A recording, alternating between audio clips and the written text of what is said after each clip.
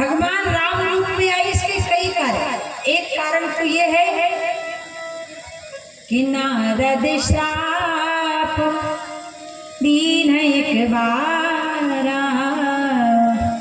बोले एक बार नारद जी ने नारायण भगवान को श्राप दे दिया। पार्वती जी ने कहा नारायण का तो नाम हमेशा नारद जी लेते हैं, तो उन्होंने कैसे श्राप दिया? बोले सुनो पार्वती, एक बार गंगा के किनारे हिमालय के निकट एक आश्रम को देखकर नारद जी लगातार 7 दिनों तक तपस्या करने लगे। नारद जी को तो श्राप है कि वो एक जगह 1 मिनट भी ठहरने वाले नहीं। अब इंद्र ने देखा कि नारद जी तपस्या कर रहे हैं, क्या कारण है? नारद जी कहीं तपस्या मेरे स्वर्ग को छीनने के लिए तो नहीं कर रहे। ध्यान दें, आजकल का व्यक्ति क्यों दुखी है?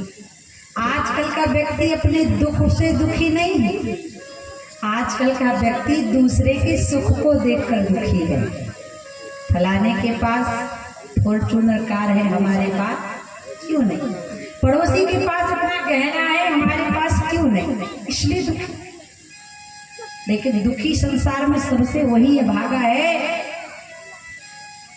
जिसने भगवान का भोजन नहीं किया। तुलसीदास विचार करत हरि भजन बिना सब लोग दुखारे। अगर मैं अभी कहूं कि स्वर्ग कितने लोगों को जाना है, हाथ सभी खड़ा कर दे, कितने लोग जाएंगे स्वर्ग? बताओ जरा। देखो, नरक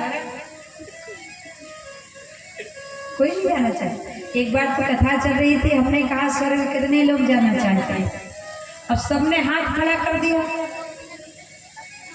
लेकिन एक बहू बैठी थी, उसने हाथ खड़ा नहीं किया। हमने कहा भाभी जी आपने हाथ खड़ा क्यों नहीं किया, आपको स्वर्ग नहीं जाना? अब वह भाभी जी बोलने लगी, देवी जी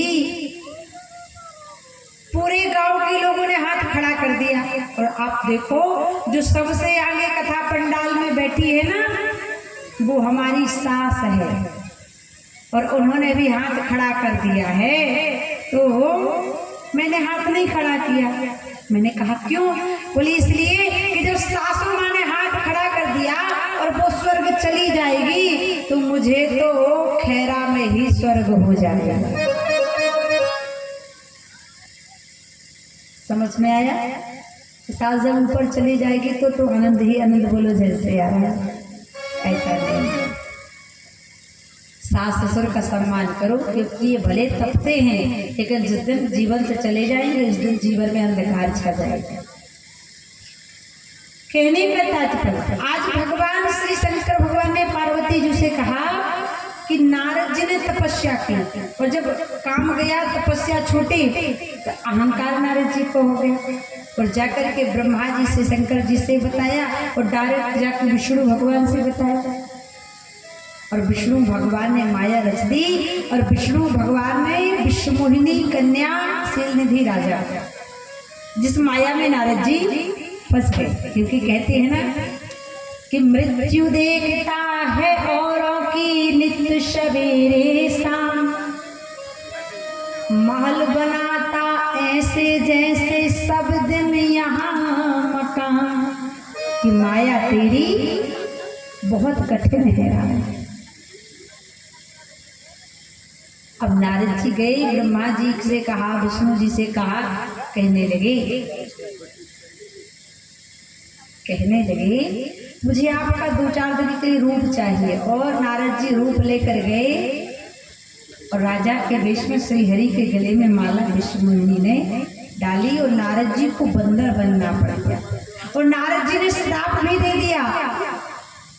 तब जब नारद जी ने श्राप दिया, तब भगवान को राम रूप में आना। और दूसरा कारण क्या है राम रूप में आने का? बाबा ने लिखा, एक बार भूपति मन माही, एक बार भूपति मन माही,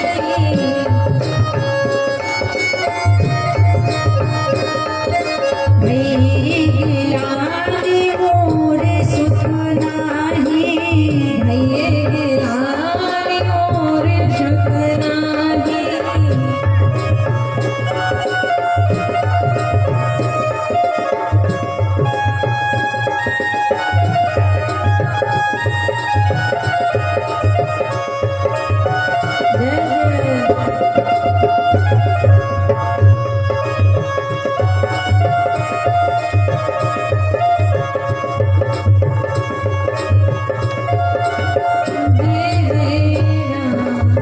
बोले दूसरा कारण भगवान के राम रूप में आने का, बोले जब राजा दशरथ को पुत्र नहीं हो रहे, ध्यान देना, आजकल जिसके पास औलाद है वो भी दुखी है, और जिसके पास औलाद नहीं है वो भी दुखी है।